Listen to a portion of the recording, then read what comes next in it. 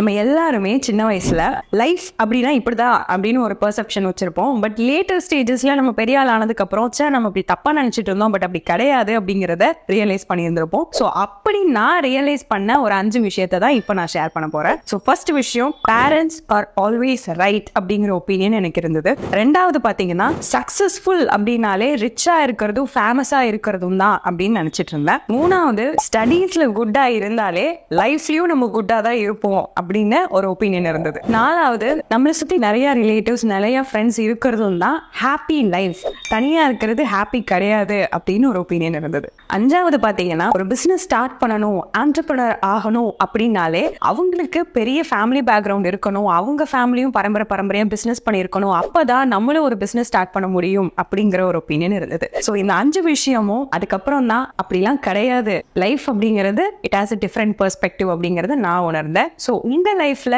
நீங்க என்னென்ன பெர்ஸ்பெக்டிவ்ஸ் வச்சிருக்கீங்க, அது என்னென்ன விஷயங்கள் இப்ப மாறி இருக்கு அப்படிங்கறத கீழே கமெண்ட் பாக்ஸ்ல கமெண்ட் பண்ணுங்க.